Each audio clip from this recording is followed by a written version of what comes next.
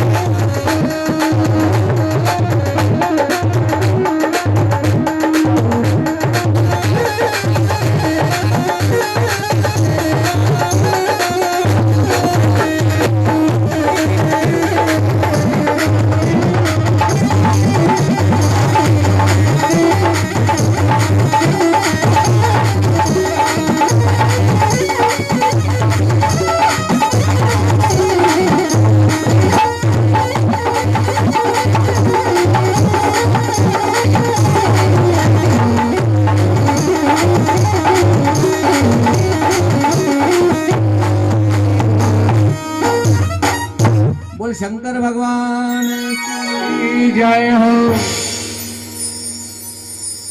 शिवजी महाराज कहते हैं वह जो रात्रि थी शिवरात्रि के नाम से प्रचलित हुई और भगवान शंकर का सबसे परम पवित्र दिन होता है।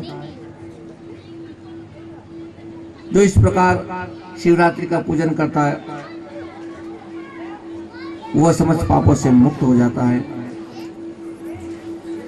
भगवान स्वयं कहते हैं कि यदि रोज पूजा नहीं कर पाए तो कोई बात नहीं, साल में एक दिन भी अगर शिवरात्रि के दिन पूजन कर लेगा तो भी पूरे साल का पुण्य उसको मिल जाएगा। और भगवान कहते हैं कि मेरा जो लिंग रूप है ना, जो स्तंभ के रूप में प्रकट हुआ था, वो एक नक्षत्र के रूप में आकाश में विराजमान है। और नक्षत्र का नाम है आद्रा नक्षत्र। कौन सा नक्षत्र? आद्रा नक्षत्र के रूप में यह आसमान में विराजमान है। और उमा सहित मेरी पूजा के रूप में लिंग या बेर लिंग की जो पूजा करेगा अथवा दर्शन प्राप्त करेगा वह मुझे कार्तिकेय के समान परम प्रिय होगा। देखो भगवान कहते हैं कि मेरी पूजा जो करेगा ना, तो मेरे बेटे का जितना अपने बच्चों को मैं प्रेम करता हूँ, मैं वैसा उन भक्तों का भी प्रेम करूंगा, अपना बेटा मान लूंगा, कार्तिकेय के समान प्रिय होगा। ये शिवरात्रि का महान फल कहते हैं, इसका वर्णन नहीं कर सकते मुंह से, भगवान स्वयं कह रहे हैं।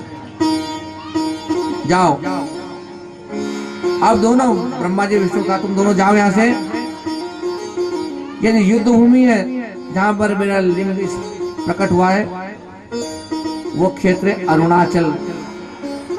अरुणाचल जो हमारा प्रदेश है, उस प्रदेश में ये शिवलिंग हुआ है। और उस क्षेत्र में जो शरीर छोड़ता है तो उसको भी मुक्ति प्राप्त होती है। परमेश्वर के लिंग के रूप में पूजा करके व्यक्ति चारों प्रकार की मुक्ति को प्राप्त कर सकता है। भगवान शिव जी की बात सुनकर के ब्रह्मा जी विष्णु जो थे, उन्होंने कहा भगवान आप हमें सर्ग आदि 5 कृत्यों के लक्षण बताइए। शिव जी ने बताया सृष्टि स्थिति अहंकार तिरोभाव अनुग्रह, ये मेरे 5 प्रकार के कर्म हैं जो संसार में नित्य सिद्ध है। इनमें संसार का प्रारंभ जब मैं करता हूं तो उसको सर्ग कहते हैं। जब उनको मैं स्थिर करने का प्रयास करता हूं उसको स्थिति कहा जाता है। और जब नष्ट करने की बात आती है तो वह संहार कहलाता है। इधर उधर बदलने से तिरोभाव और संसार से मुक्ति जो होती है उसको मैं मेरा अनुग्रह कहते हैं। इस प्रकार ये मेरे 5 कृत्य हैं। भगवान शिव के जो कितने कृत्य कितने कर्म बताए? 5। और भगवान के मुख भी 5 है। भगवान के मुख कितने शंकर के? सब कह रहे हो कि 8 है। सब 8 तुम्हारे पशुपतिनाथ के हैं। अष्टमुखी तो पशुपतिनाथ है। भगवान शंकर के 5 मुख हैं। ये तो मूर्ति रूप में लिंगाकार मूर्ति अष्टमुख मूर्ति कहलाती है। लेकिन भगवान शंकर के 5 मुख है। कहते 4 दिशाओं में 4 मुख और मध्य में 5वां मुख स्थित है, जिनमें केवल विद्वान व्यक्ति जानते हैं। इसलिए मैंने कहा यार हर कोई इस बात को जानता नहीं है। कहते 5वां जो कृत्य है उसको कोई भी नहीं पा सकता। अनुग्रह मतलब मोक्ष का जो, शायद तुम भी उस कर्म को भूल गए हो, तुम में मूर्ता आ गई है। यदि तुम चाहो तो मेरा ओंकार मंत्र से जाप करो। भगवान स्वयं कह रहे हैं कि मेरा ओंकार नाम का जो मंत्र है, इससे तुम्हारे अंदर का अभिमान नष्ट हो जाएगा। तो भगवान शिव जी ने भगवान ब्रह्मा जी विष्णु को उत्तर दिशा की ओर मुख करके ओंकार का उपदेश दिया।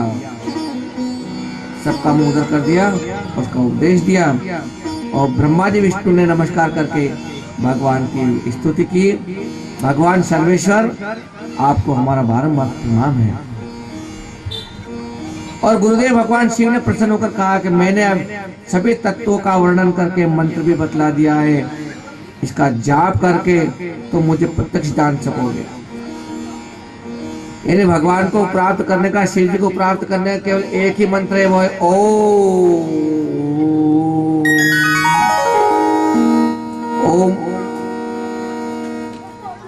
यह मंत्र भाग्य विधायक है, यानी भाग्य का उदय भी करने, ज्ञान देने वाला है। और भगवान कहते हैं कि मेरे पास में जो पद है वो उसकी प्राप्ति भी तुमको हो सकती है। इस प्रकार भगवान ने अब ब्रह्मा विष्णु सभी देवताओं को उपदेश दे करके वहां से अंतर ध्यान होगा।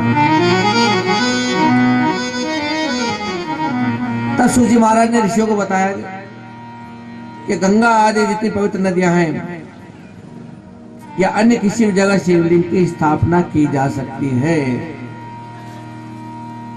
देखो भगवान शिव के जितने भी मंदिर हैं नदियों के तट पर ही है।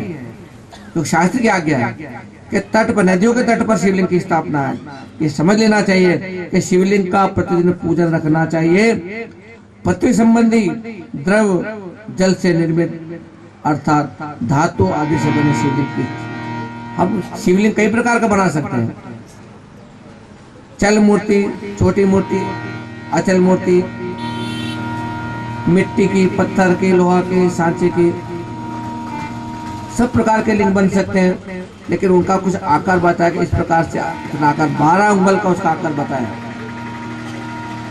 लिंग हो या मूर्ति दोनों की पूजा ही बराबर है। कोई कभी ये भेद नहीं समझे कि तुमने शिवलिंग का पूजन किया और मैंने शिव पार्वती का पूजन किया। साकार की करो, निराकार के, दोनों का फल एक ही है। कोई भक्त शिव जी को गोद में उमा को बिठाकर उनकी पूजा करते हैं। कहते कि गुरु से पूछकर स्नान करके भस्म लगाकर नैवेद्य से पूजन करना चाहिए, यानी ब्राह्मण के सानिध्य में पूजा होनी चाहिए। और पंचाक्षर मंत्र, पंचाक्षर मंत्र को जानते हो शिव जी का? पंचाक्षर 5 अक्षर वाला मंत्र कौन सा है? ओम नमः शिवाय, है ना? ओम नमः शिवाय, इसको पंचाक्षर मंत्र है। कहते हैं इसके जप में प्रणव लगाना चाहिए, ओम लगा करके। फल प्राप्ति है तो गुरु से दीक्षा ले। ये मंत्र हम मर्जी से बोलेंगे तो उसका फल कम मिलेगा, लेकिन गुरु अगर आपके कान में इस मंत्र को फूकेगा तो उसका फल ज्यादा मिलेगा। और इस प्रकार उसका संकल्प करके कोई करोड़ों, 5 करोड़ अगर जाप कर लेता है तो वो शिव जी के रूप में हो जाता है। कोई ब्राह्मण को प्रतिदिन 1000 गायत्री मंत्र के साथ में ओंकार मंत्र का भी जाप करना चाहिए। शिव क्षेत्र में 100 गुना फल देता है। हाँ, ये जब कोई भी मंत्र का उच्चारण करते हैं तो शिव क्षेत्र का मतलब समझे कि वो उसका परिसर, जहाँ भगवान शिव के मंदिर की स्थापना है, उसका जो क्षेत्र होता है, उस क्षेत्र में अगर एक बार अगर हम जाप करेंगे तो उसका 100 गुना फल मिलेगा। एक बार मंत्र का 100 गुना। हमारा जो ये क्षेत्र है ये पशुपतिनाथ परिसर कहलाता है। तो इस परिसर में भी अगर हम भगवान का जप करेंगे तो ये 1,000 गुना हमको फल मिलेगा। लेकिन जहां पर शिवलिंग को स्थापित किया जाता है वहां से 100 हाथ तक चारों ओर की भूमि पवित्र रहती है। आपको एक शास्त्र भी कह रहा है कि चारों ओर की 100 हाथ की भूमि पवित्र रहती है। जिस समय स्वामी प्रत्यक्षानंद जी महाराज ने पशुपतिनाथ महादेव का की स्थापना करवाई थी तो मैं संतों के मुख से मैंने सुना है, बुजुर्गों के मुंह से सुना है कि अन्नदाता श्री अपने मुख से कहते थे कि ये 8 मुंह की मूर्ति है। कितने मुंह की? तो 8 कोस तक यहाँ पर किसी काल का प्रभाव नहीं लगेगा। कितने? ये स्वामी जी का वचन है। और मैंने पहले कल भी कहा कि इसका प्रमाण आपने देख लिया होगा कि शिव जी के इस परिसर में इतनी बड़ी बीमारी जो दुनिया में सारी दुनिया में पहुंच गई, लेकिन इस क्षेत्र में कोरोना आज तक नहीं आया। भगवान आने नहीं मिलेगा। कहने का मतलब भगवान की जो ये संतों के जो वचन है वो वचन का प्रमाण भी हमने देख लिया है कि मूर्ति की पूजा कर रहे, मूर्ति उस क्षेत्र में रहते तो भी हमको फल मिलना है, जाप करोगे तो फल मिलना है, क्योंकि हम भगवान भोलेनाथ के पास बैठे हैं।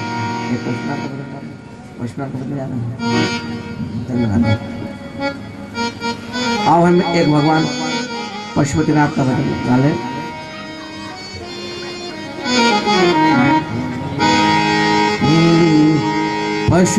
पशुपतिनाथ का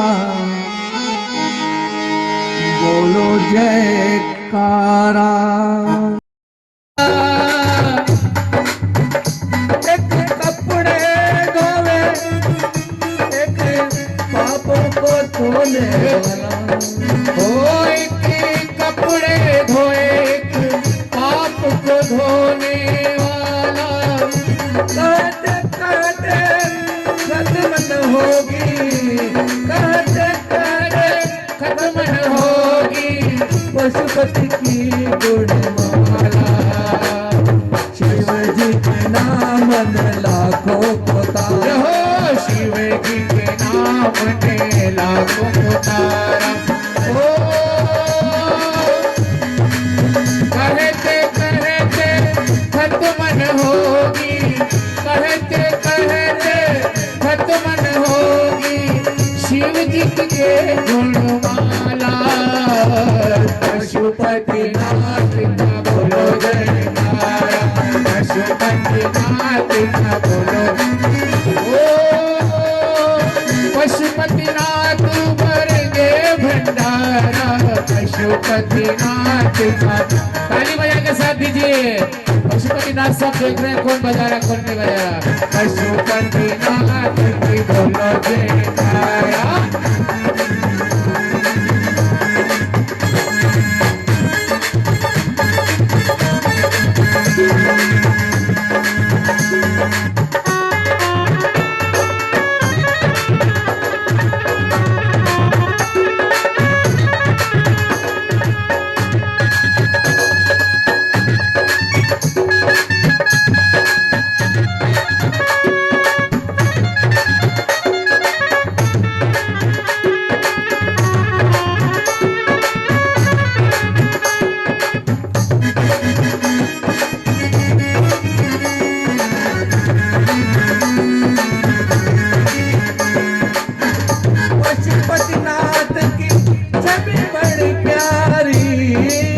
पशुपतिनाथ की छवि बड़ी प्यारी, अष्टमुखी मूरत मनोहारी। ओ अष्टमुखी मूरत मनोहारी।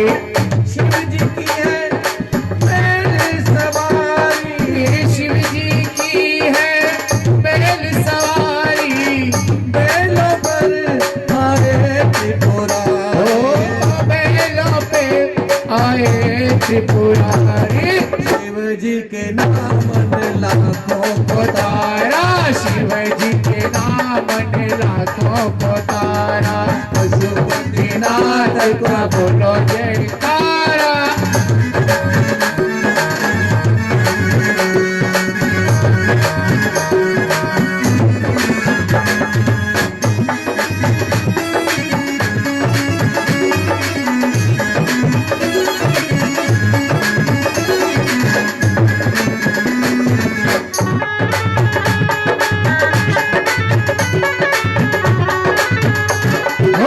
पशुपतिनाथ का बोलो जयकारा, पशुपतिनाथ का बोलो जयकारा, बोलो जयकारा, बोलो जयकारा, बोलो जयकारा, बोलो जयकारा, पशुपतिनाथ का बोलो जयकारा, पशुपतिनाथ का बोलो जयकारा, पशुपतिनाथ का बोलो जयकारा, पशुपतिनाथ का बोलो जयकारा। बोलो पशुपतिनाथ की। सूत जी अपने ऋषिगणों से बोले, भगवान आप कृपा करके अब पूजा के योग्य स्थान और काल का निरूपण कीजिए। सूत जी ने बताया, देखिए देव आदि यज्ञ में शुद्ध ग्रह बराबर फल देने वाला है। घर पे हम जो स्थापना करते हैं, पूजा करते हैं, उसका तो आपको फल मिल रहा है, लेकिन उससे 10 गुना फल अगर हमको चाहिए तो गौशाला में स्थापना करो, गौशाला में पूजन करो। तो गौशाला नहीं तो कम से कम गोबर लिप करके भी हम गौशाला का निर्माण कर सकते हैं, जहां पर वहां 10 गुना मिलता है फल, और उससे भी ज्यादा 10 गुना जल का किनारा हो, जैसे शिवता मैया हमारे पास में बह रही है, उससे भी ज्यादा 10 गुना जो है बेल वृक्ष के नीचे, जो बिल्ले का फल हमारे वृक्ष लग रहा है ना गले में, ऐसे बेल वृक्ष के नीचे बैठकर साधना की जाती है, पूजा की जाती है, अभिषेक किए जाते हैं, उसका भी कई गुना फल मिलता है। पीपल की जड़ों में, गंगा गोदावरी कावेरी कहीं वहां पर, ये सब उत्तम तट है, और उससे भी ज्यादा गुना फल चाहिए तो पर्वतों की चोटी पर जाकर के जप करे। लेकिन सबसे उत्तम बात यह कि जिस जगह हमारा मन रम जाए वो सबसे उत्तम बात, जो हमको अच्छा लग जाए।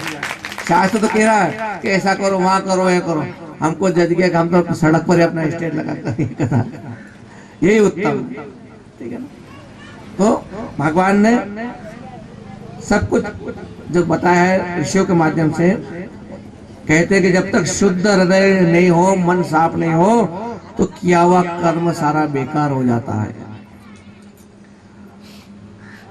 और संक्रांति का समय हो, ग्रहण का समय हो, तो उसका भी 1000 गुना फल मिलता है। तपोनिष्ठ योगी यति की पूजा करनी चाहिए, जो हमारे ऋषि मुनि बनकर आते हैं उनकी पूजा करनी चाहिए। ब्राह्मण पूजा करने के पात्र होते हैं। वेद पाठी ब्राह्मण जो गायत्री जप करने वाला होता है, ऐसे ब्राह्मण को दान देने से वैकुंठ की प्राप्ति होती है। देखो दान जो दिया जाता है ना, कई लोग दान खूब देते हैं, लेकिन दान देने के कुछ नियम ज्यादा नहीं बताऊं मैं आपको, कुछ बताता हूं कि सबसे पहले शास्त्र में हर जगह लिखा कि दान जो दिया जाए जो विद्वान ब्राह्मण को दान हो, तो बाकी ब्राह्मण को नहीं, उनको भी दिया जाए, सबको दिया जाए, सबके लिए। लेकिन दान को लेने के बाद दान को पचाना पड़ता है, मालूम है। दुनिया का धन मिल जाए लेकिन हजम हो तब क्या। तो जो दान मिलता है ना, तो उस दान के लिए, क्योंकि आपने दान दिया तो उसका जो फल है वो तो आपको मिलेगा।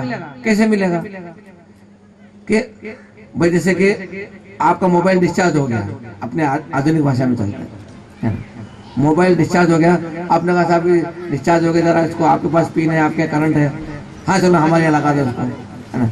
तो वहां पर लगाया तो आपका मोबाइल तो चार्ज हो गया। अब बिजली किसकी खर्च हुई? दूसरी खर्च हुई नहीं। तो आपका मोबाइल चार्ज, आपको तो उसका फल मिल गया, लेकिन डिस्चार्ज बिल कौन भरेगा? बैटरी किसकी? तो हमारी बैटरी डिस्चार्ज होगी।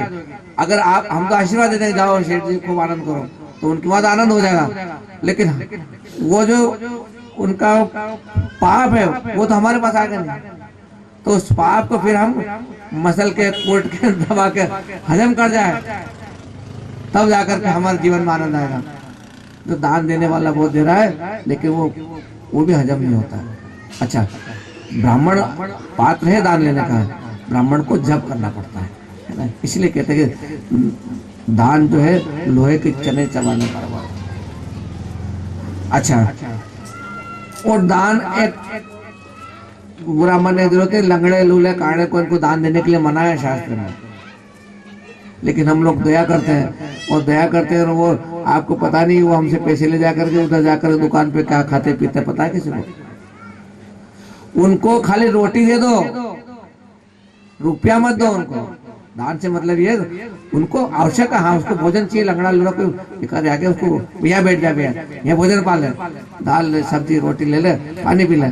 अब एक व्यक्ति 2 घर से ज्यादा अगर मांगा तो नहीं खा सकता है, वो तो पूरा दिन भर घूम रहा है, इसका मतलब ये वो तो पैसे ला रहा है, और उसके पास पैसे आएंगे तो पैसे क्या कर रहा है, बुरे काम में लगेगा। आप तो समझ रहे हमने दान कर दिया, और दान का वो उसने खाया पिया मौज उड़ाएगा, तो उसका जो पाप है वो पाप आपको भोगना पड़ेगा। हाँ, उनको शास्त्र में लिखा है कि उनके लिए सेवा जरूरी है। घर में हमारे सदस्य विकलांग है, कोई चल नहीं पा रहा, एक जगह बैठा रहता है, कई परिवार में ऐसे होते हैं, तो उनकी सेवा करनी पड़ेगी, उनको खिलाना पड़ेगा। धन से उनको क्या मतलब, उनको रुपया ला के दे दो, कुछ कर सकते हैं क्या? नहीं करेंगे। तो इसलिए सोच समझ करके दान दिया जाता है कि वो दान का पैसा कहाँ जा रहा है, सदुपयोग में लगेगा तो आपको उसका फल मिलेगा। तो भगवान ने ये बताया कि कई गुना फल उसका भी मिलेगा, लेकिन दान सोच समझ कर देना चाहिए। मनुष्य को तप और दान दोनों करते रहना चाहिए, तो दान भी करो और अपने साधना भी करता रहे। देवताओं की तृप्ति से सभी भोग मिलते हैं, यानी कि जब हम पूजा करते हैं देवता अगर तृप्त हो जाते हैं तो उससे हमको सारे पदार्थ उनकी कृपा से मिल जाते हैं। ईश्वर अर्पण बुद्धि से दान करने में मोक्ष की प्राप्ति होती है। हमारे पास जो भी आता है हम उसको ईश्वर का मान करके ईश्वर को अर्पण करें। तेरा तुझको अर्पण क्या लागे मेरा, हम कहते हैं अब सौंपा दे जीवन का सब भार तुम्हारे हाथों में, हर चीज में भगवान को अर्पण करनी। कुछ लोग पूछते हैं कि सब हमारे घर में सब पैसा तो खूब कमाते हैं, लेकिन आता खूब है लेकिन रुकता नहीं, सब आता खूब है रुकता नहीं है, वापस चला जाता है। तो फिर आया जब तो उसके पेड़ नहीं थे कि पेड़ से चल गया है वो, तो फिर चला कैसे गया वो? उसकी थोड़ी सी एक तरकीब, छोटी सी ज्यादा तरकीब नहीं करना। अगर हमारे पास कोई रुपया पैसा आया है तो उस रुपया पैसा को ला करके लक्ष्मी को अर्पण करो। लक्ष्मी को भाई, घर लक्ष्मी तो महिला होती है, पति अपने पत्नी को ला करके देवे और उस पैसे को ले जा करके भगवान के दरबार में रख दे, और जब पति मांगे उसको उसमें से जितना मांगे उतना दे दे, तो आपके घर में बचत होना शुरू हो जाएगी। लेकिन जितना कमाया पत्नी के रात दिन जेब में पर्स में आगे पीछे दबावा, वो लक्ष्मी घबराती कि मैं कहा बिल्कुल ऐसी जगह रख दिया कि मैं निकाल ही नहीं पा रहा। लक्ष्मी को पसीना छूटता है, घबराती फिर वो जाएगी, वो नारायण को याद करती मुझे ले जाओ। तो लक्ष्मी जो है लक्ष्मी के हाथों से, यानी कि वो लक्ष्मी ग्रह लक्ष्मी के हाथ में आएगी, और उसमें पतिदेव को जितना चाहिए ले जा। लेकिन पति लोग लाए न जेब में लेके घूम रहे थे, उसे कभी लक्ष्मी बचने वाली नहीं है। तो यही बताया कि ये सब जो है परमात्मा को अर्पण करने से, भाई लाए ले भगवान ये सब आपका है, आपका दिया हुआ है, और आपकी आज्ञा हो तो अच्छे सत्कार्य में लग जाएगा। न अगर आपके आज्ञा भगवान की इच्छा नहीं हो, न भगवान की कृपा नहीं हो, तो वो पैसा कहाँ लगेगा? या तो अस्पताल में लग जाएगा, पुलिस में लग जाएगा, बुरे कामों में लग जाएगा, और फिर वो पैसा बचता नहीं है। यहाँ पर सूची ने बताया कि ऋषि, इसके बाद में जो मैं तुम्हें बताता हूं कि पार्थिव शिव का पूजन करना चाहिए। पार्थिव शिव का पूजन किस किसने किया है? पार्थिव शिव को जानते हो नाम? ये पहली बार सुना। पार्थिव लिंग किसको बोलते हैं? टीवी पे संस्कार चैनल पे एक कार्यक्रम आता था, दद्दाजी महाराज कथा करते थे। अभी इस कोरोना के पहले उनका शरीर छूट गया। दद्दाजी महाराज मालूम है आपको? वो 1 करोड़ शिवलिंग बनाने का संकल्प लेते थे। वो जहाँ कथा करते ना, वो हमारे मन में भी संकल्प था कि वो उज्जैन में करवाया था, एक बार मंसूर में भी करवा उनसे, क्योंकि उनके पास उनके जो कार्यकर्ता, उनकी टीम बहुत मजबूत थी। बुजुर्ग ब्राह्मण थे, वो कथाओं के ज्ञाता थे, और वो ये एक संकल्प लेते हैं कि जो शिव का स्थान है वहां पर 1 करोड़ शिवलिंग बनवाओ। किसके? मिट्टी के शिवलिंग बनते, उसको पार्थिव शिवलिंग बोलते हैं। और उसके लिए कैसी मिट्टी हो, कहाँ से लाओ, कैसे कैसे उसकी बनाया जाए, कब बनाया जाए और कैसे उसकी पूजा हो, सारा उसका विधान बताया जाता है। पार्थिव शिवलिंग की पूजा तो हम लोग कर सकते घर पे भी। कभी किसी को करवाने, श्रावण में किसी को, तो पंडित जी से पूछना है कि आपने तो पार्थिव शिवलिंग की पूजा कराओ, तो उसको मिट्टी बताएंगे, मिट्टी आएगी, उसका पूजन होगा, मिट्टी का शिवलिंग बनेंगे, उसके बाद पूजन, अभिषेक, और फिर वापस वो नदी में, कुएं में विसर्जन होगा उनका। तो वो दद्दाजी महाराज जो है जगह जगह आयोजन करते हैं। मैंने तो टीवी पे कई बार देखा, कथाएं भी सुनी उनके मुख से। भजन कीर्तन में बड़े बड़े जजमान लोग उसे बैठे थे कि जैसे आज अपन बैठे ना, कथा सुनने वाला कथा सुन रहा है, और बीच में बड़ी परात रखी हुई है, और मिट्टी का जो लोया बना कर रखा हुआ, छोटे छोटे बड़े बड़े गोटे बनाते जा रहे हैं, कथा सुनते जा रहे हैं, कथा सुनते जा रहे हैं, और सब अपने अपने थाली में 1000 2000 बनाते हैं। तो ऐसे 7 दिन कथा होती है, 9 दिन कथा होती है, तो करोड़ों की संख्या उसकी शिवलिंग की हो जाती है, और रोज ब्राह्मण मंच से पूजन करवाते थे। तो यहाँ भी ये बताया कि हमको मिट्टी के द्वारा निर्मित प्रतिमा का पूजन करना चाहिए, उससे हमारे सभी मनोरथ पूर्ण होते हैं। यदि किसी का कोई काम बाकी हो, नहीं हो रहा हो, कोई देवता नहीं मान रहा हो, तो आप भगवान शिव का ये पूजन कर सकते हैं। मिट्टी जो है नदी की हो, तालाब की हो, जलाशय की हो, कुएं की होनी चाहिए। जैसे अपने अगर तालाब की मिट्टी चाहिए तो कहाँ से आएगी? तेलिया तालाब। जब तालाब सूखता है, पानी कम होता, तो काली मिट्टी जो आती है ना, वो ट्रैक्टर ट्राली भर भर के लाओ, रखो, और फिर उसको गीला करके घून करके फिर सबको दो।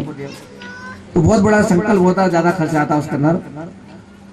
और इस मिट्टी में सुगंधित वस्तुओं का चूर्ण मिला करके थोड़ा इत्र डाला जाए, गंगा जल डाला जाए, दूध मिलाया जाए, क्या, और अपने हाथों से निर्माण करना चाहिए। पंडित जी नहीं बनाएंगे, अपने अपने हाथ से बनाना। उन्हें तो मिट्टी गूंदन, आपको छोटे छोटे गोटी बना करके तो इसको थोड़ा सा दबा दो, लंबा सा कर लो।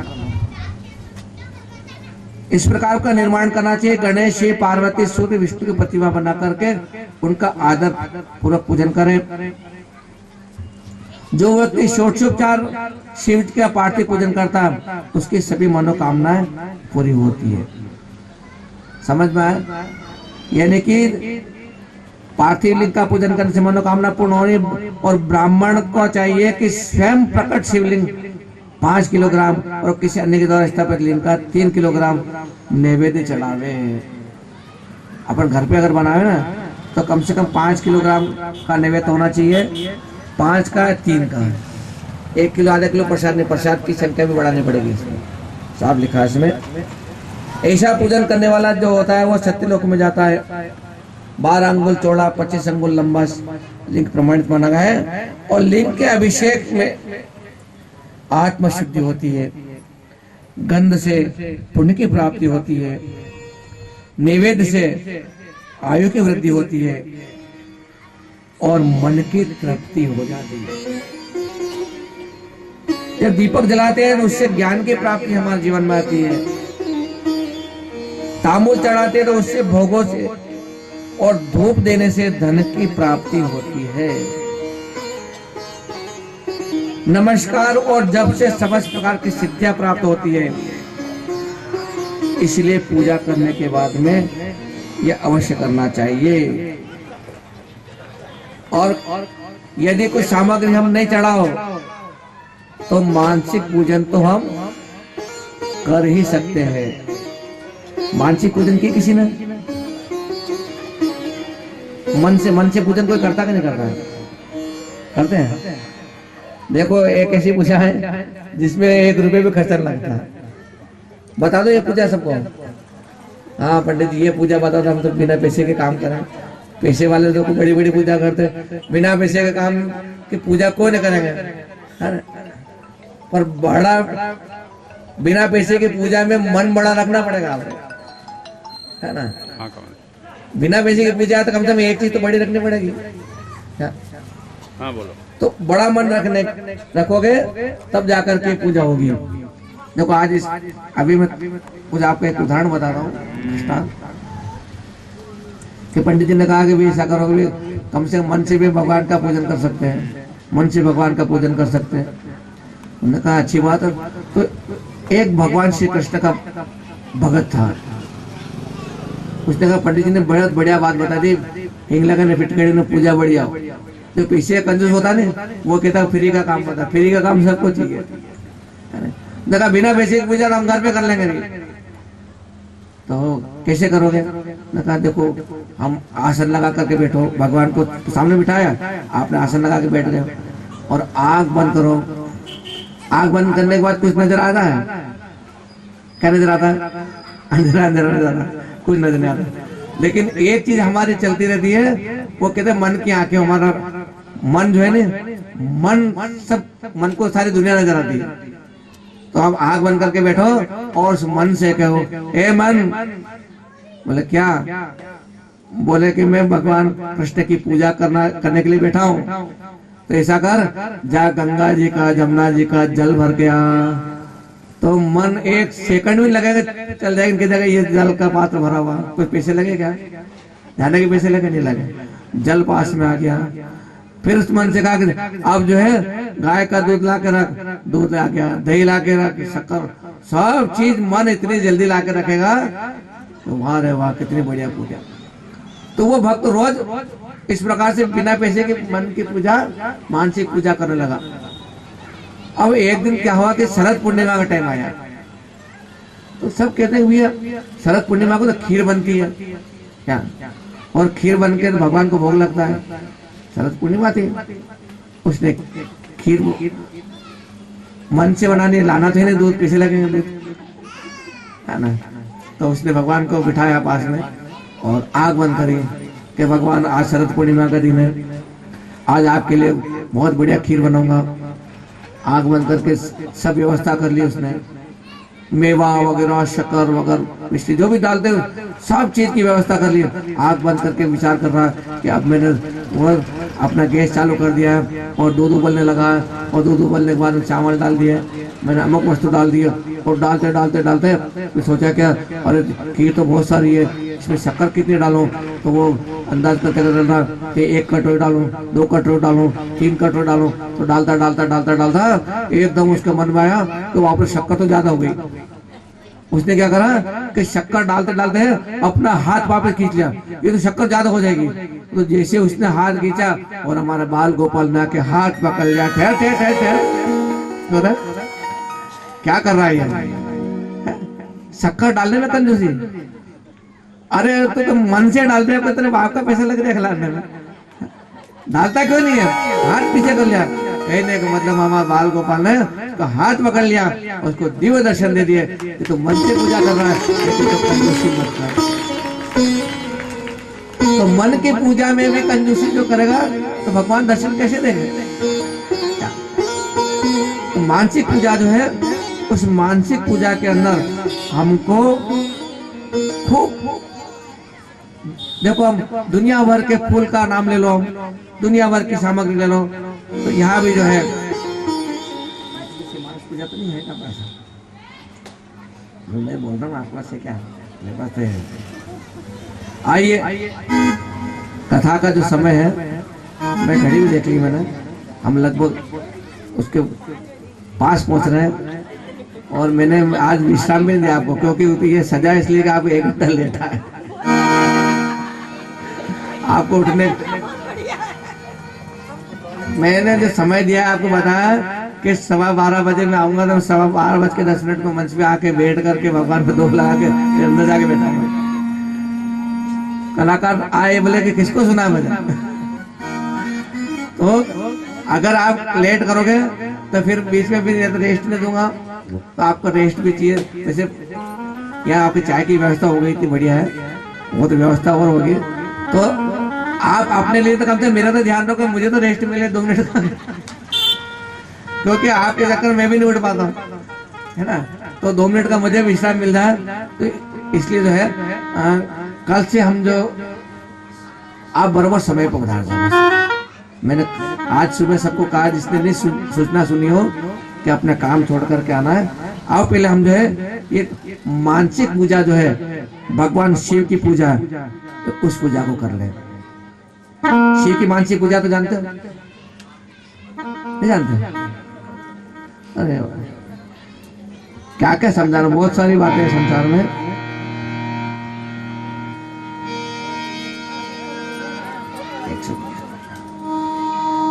एक मिनट हिंदी भी निकाल लो, हिंदी में समझाऊंगा सबको मैं। चलो पहले आपको हिंदी में समझाता हूँ, बाद में मैं उसको पाठ को बोलूंगा। हे दयानिधि, हे पशुपते, ये मन से पूजा। हे देव, हे रत्न निर्मित सिंहासन, देखो भगवान के लिए रत्न निर्मित सिंहासन, शीतल जल से स्नान, नाना रत्नावली, दिव्य वस्त्र, कस्तूरी का गंध, समन्वित चंदन, जूही चंपा, बिलपत्र से रचित पुष्पांजलि और धूप दीप सब प्रभु आपको मन से अर्पण करता हूं। देखो मन से तो इतना सिंहासन भगवान को बैठ बना सकते हो, कपड़े बना सकते हो, ये तो इतना तो कर सकते हो कि मंत्र बोलेंगे, मंत्र तो आप समझ अच्छा लगेगा लेकिन उसका अर्थ सुना रहा हूं आपको मैं, ध्यान देना।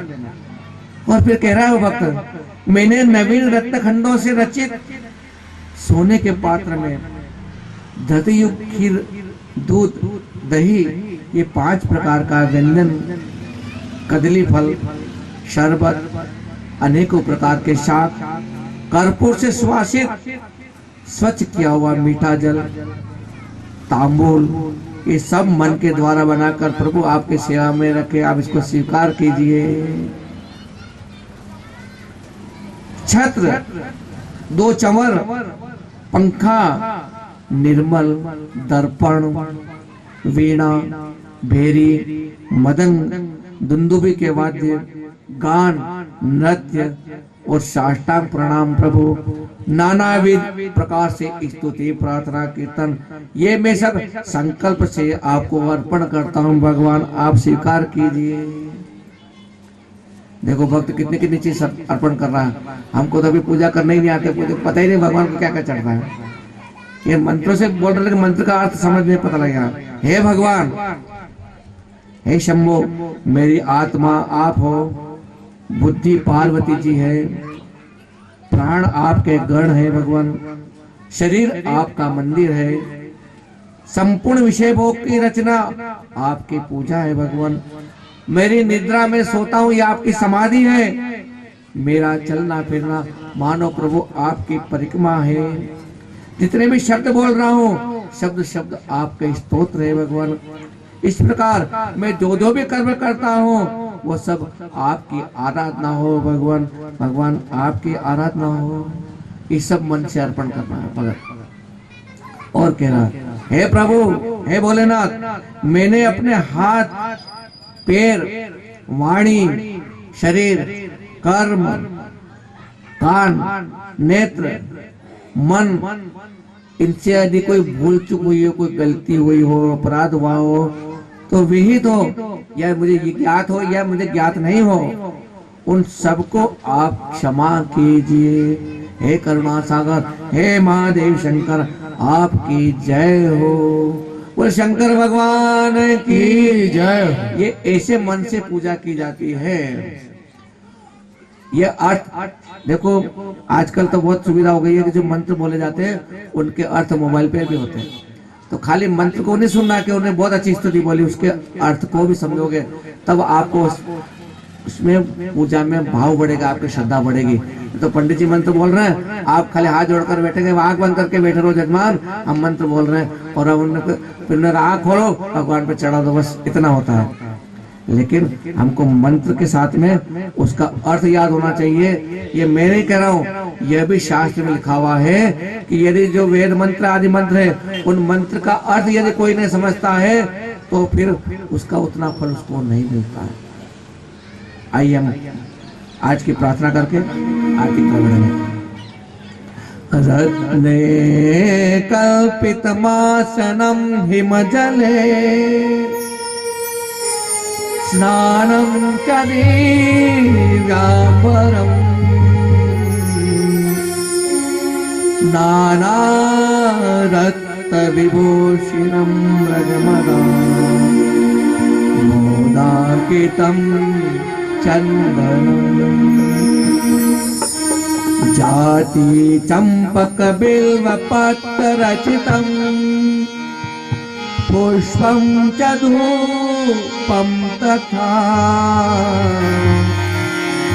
दीपं देवदयानिधे पशुपते रत्कल्पितं गृह्यताम् सौवर्णेन नवरत्नखण्डरचिते पात्रे धृतं पायसम् भक्षं पञ्चविधं पयोदधियुतं रम्भाफलं पानकम्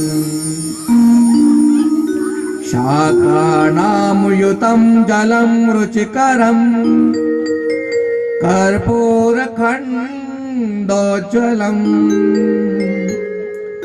तामोलं मनसा मया विरचितम् भक्त्या प्रभो स्वीकुरु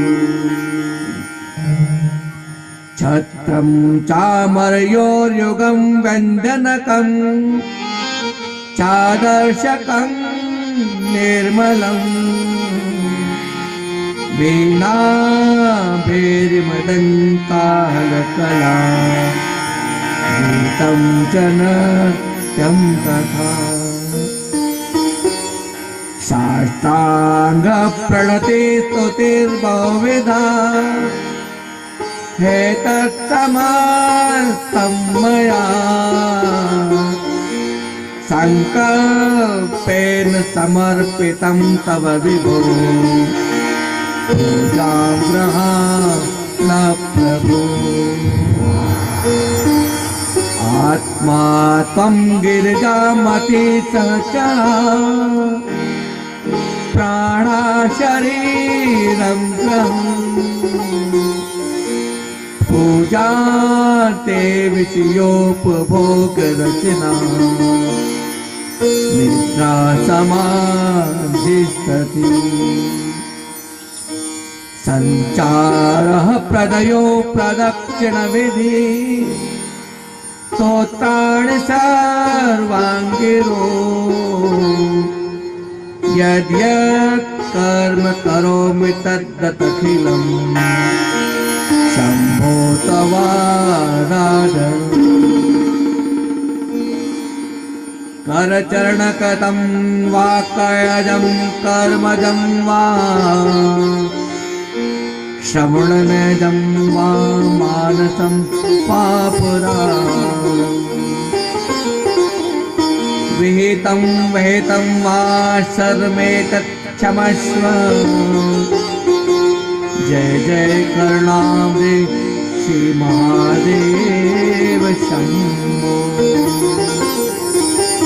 इति श्रीमच्छंकराचार्य विरचिता शिवमानस पूजा समाप्ता। बोल शंकर भगवान की जय। शिव नमः पार्वती पते हर हर महादेव।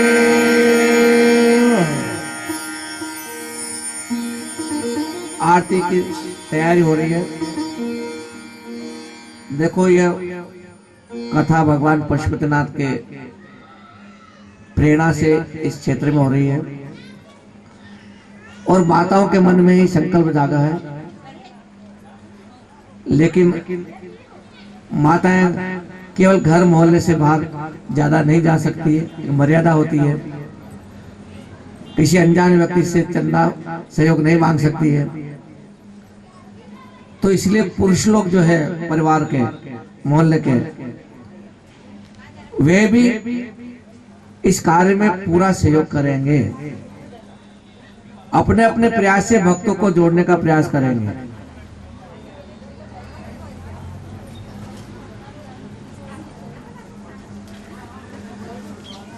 तो इस आयोजन में जो हमारे माता बहनें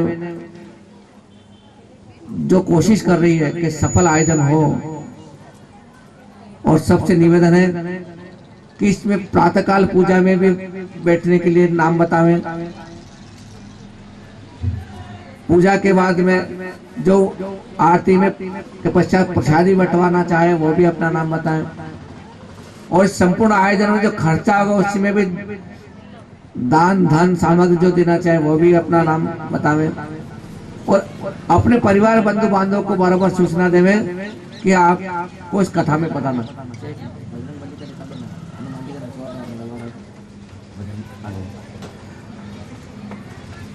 तो कल की प्रसादी के लिए एक नाम आया मेरे पास, नंद किशोर जी सोलंकी जी,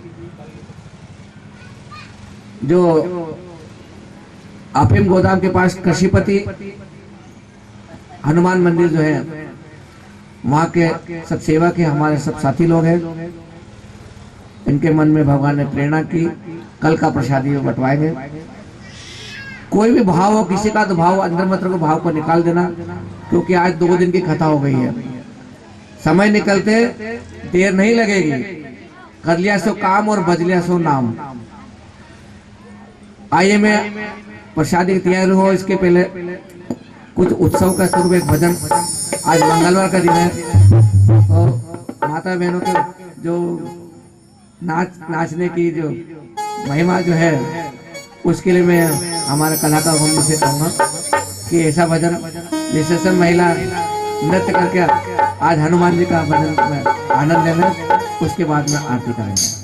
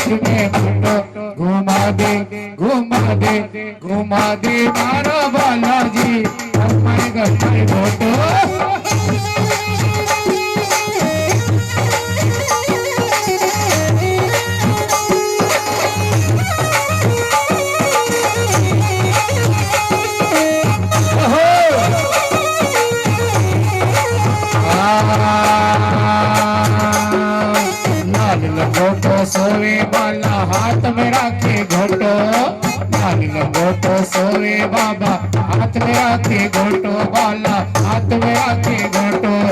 फूल भूंगड़ा रे भोग लगावा, फूल भूंगड़ा रे भोग लगावा, बाजरिया रोटो घुमा दे मारा बाला दे, मरे घोटो।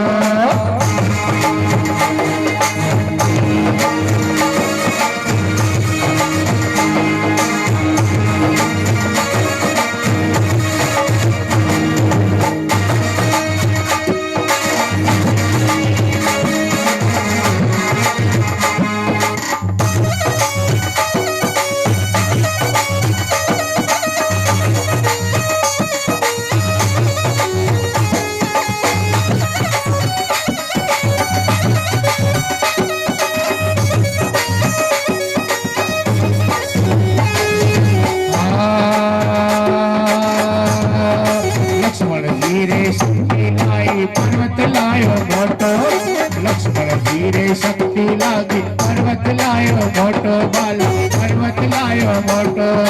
बिन बादल बरसात करे हो, बिन बादल बरसात करे, बादल पाछे खोटो घुमा दे मारा बाला जी, मर घोटो।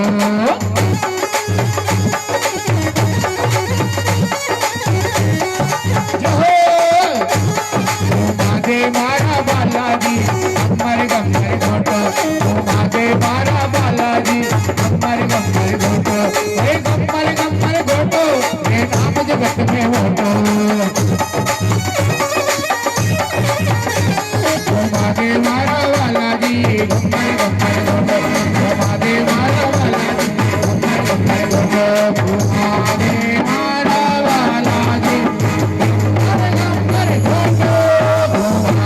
मारा बालाजी मर घोटो।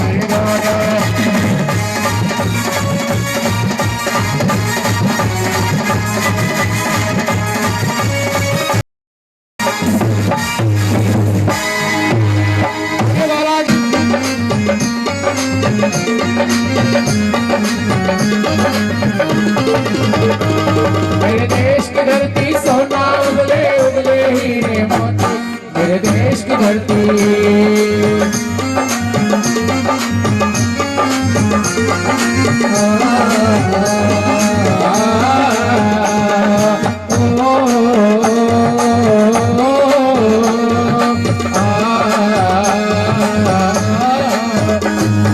जय शिव ओंकारा प्रभु हर शिव ओंकारा, ब्रह्मा विष्णु सदा शिव, ब्रह्मा विष्णु सदा अर्धांगिनीधारा, ओम हर हर हर महादेव।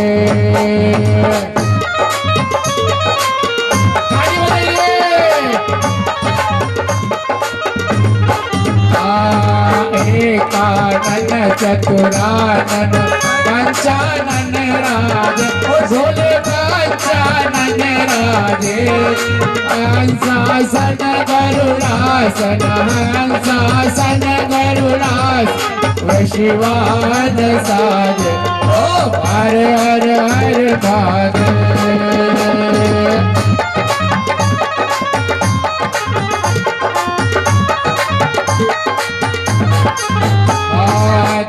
भुज चार चतुर्भुज दश भुज के सोए, भोले दश भुज के सोए, तीनों रूप निरखते, तीनों रूप निरखते, त्रिभुवन जन मोहे, ओ हर हर हर महादेव।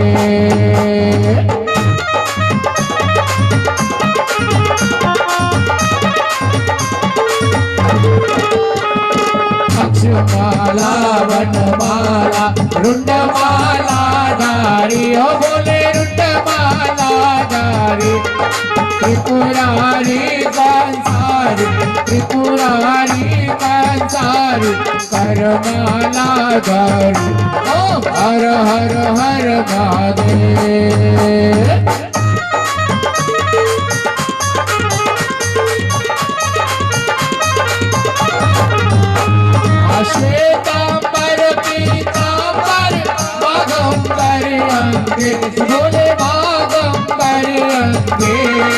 सनकादिक गरुडाधिक सनकादिक भूतादिक संज्ञ ओम हर हर हर महादेव।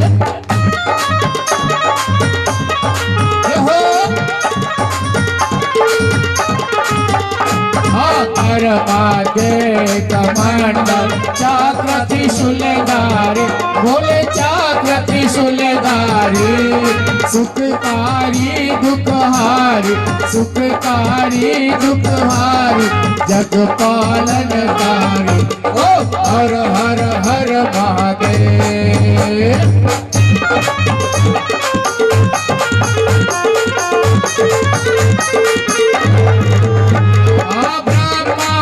विष्णु सदाशिव जानत अविवेका बोले जानत अविवेका प्रणवाक्षर ओम मध्य प्रणवाक्षर ओम मध्य ये तीनों एका ओ हर हर हर महादेव।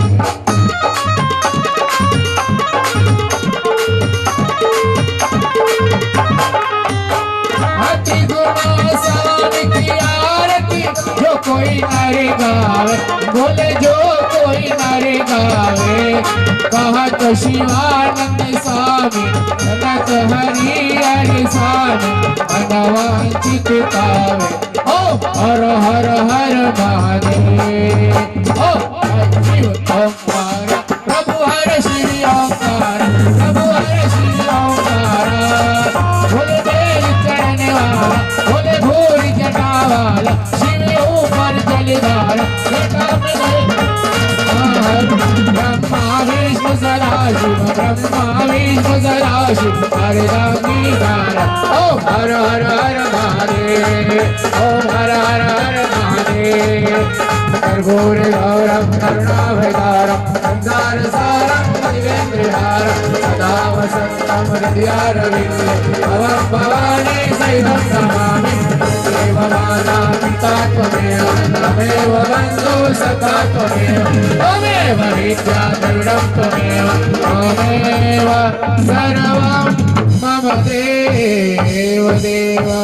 मंगलम भगवान विष्णु मंगलम गरुड़ध्वज मंगलम पुंडरीकाक्ष मंगलास्तु नारी सर्व मंगल मांगल्ये शिवे सर्वार्थ साधिके शरण्ये त्र्यंबिके गौरी नारायणी नमस्ते। श्रीमद् हरे नमः विघ्नेश्वराय वरदाय सुरप्रियाय लंबोदराय शकलाय जगद्विताय नागननाय श्रुतियज्ञ विभूषिताय गौरीसुताय गणनाथ नमो नमस्ते। नारायणं नमस्कृत्य नरं चैव नरोत्तमं देवीं सरस्वतीं व्यासं ततो जयमुदीरये। अखण्डमण्डलाकारं व्याप्तं येन चराचरं तत्पदं दर्शितं येन तस्मै श्रीगुरुवे नमः। मुखं करोति वाचालं पङ्गुं लङ्घयते गिरिं यत्कृपातमहं वन्दे परमानन्दमाधवम्। सच्चिदानन्दरूपाय विश्वोत्पत्त्यादिहेतवे तापत्रय विनाशाय श्रीकृष्णाय वयं नमः। कृष्णाय वासुदेवाय हरिये परमात्मने प्रणतक्लेशनाशाय गोविन्दाय नमो नमः। हरे कृष्ण कृष्ण कृष्ण हरे हरे हरे राम राम राम हरे। बोले श्री कृष्णचंद्र भगवान की। हम अपने मन को कथा में लगा हरे नाम का